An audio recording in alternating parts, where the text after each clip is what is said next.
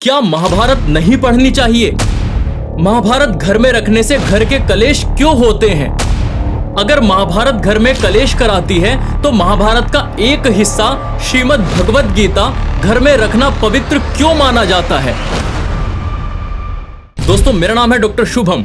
दोस्तों, मैं इतनी अच्छी वीडियोस लाता हूं, पर आप एक सब्सक्राइब और फेसबुक पर फॉलो भी नहीं करते। चलिए, कोई बात नहीं, आइए प्रारंभ करते हैं। दोस्तों, लोक मान्यता है कि जिस ग्रंथ में भाई भाई का युद्ध और गृह कलेश मुख्य विषय हो, उसे घर में रखने या पढ़ने से परिवार के सदस्यों के बीच भी मतभेद और कलह की स्थिति बन सकती है। दूसरी बात, इसमें जुआ, कुलवधू का अपमान और अत्यंत आक्रामक युद्ध दृश्यों का विस्तृत वर्णन है। ऐसा माना जाता है कि इन नकारात्मक दृश्यों के बार बार स्मरण से घर के वातावरण की शांति प्रभावित हो सकती है। दोस्तों, महाभारत को घर में न रखने की धारणा पूरी तरह से एक भ्रांति और लोक अपवाद है, जिसका न तो कोई शास्त्रीय आधार है और न ही कोई तार्किक आधार है।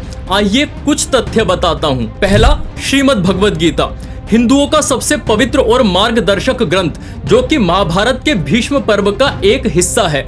यदि गीता को घर में रखना अत्यंत शुभ और अनिवार्य माना जाता है, तो महाभारत को अशुभ कैसे कहा जा सकता है? दूसरी बात, महाभारत को पंचम वेद, पांचवा वेद कहा गया है। यह केवल एक युद्ध की कहानी नहीं है, बल्कि इसमें नीति, धर्म, अर्थ, दर्शन, राजनीति और जीवन प्रबंधन का अगाध ज्ञान है। स्वयं महाभारत ग्रंथ के भीतर इसे घर में रखने, इसका पाठ करने और इसे सुनने के अत्यंत कल्याणकारी परिणाम बताए गए हैं। महाभारत के आदि पर्व अध्याय 2 श्लोक 243 में स्वयं वेदव्यास जी कहते हैं कि यह अनुपम और महान अर्थ वाला आख्यान महाभारत है।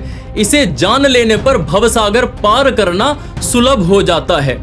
इसी आदि पर्व के दूसरे अध्याय के 235वें श्लोक में आता है कि जो व्यक्ति अंगों और उपनिषदों सहित चारों वेदों को अच्छी तरह जानता है, लेकिन यदि वह इस आख्यान महाभारत रूपी इतिहास को नहीं जानता, तो वह वास्तव में विद्वान नहीं कहलाता है।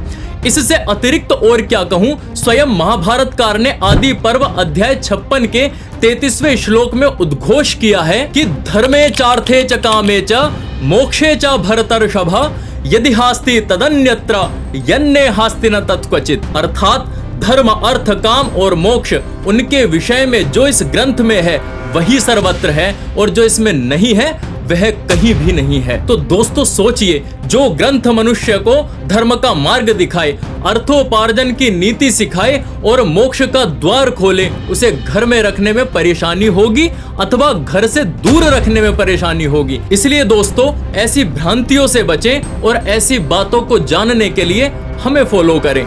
यदि आप भी कुछ जानना चाहते हैं तो मुझे कमेंट बॉक्स में बताएं। जय श्री कृष्णा।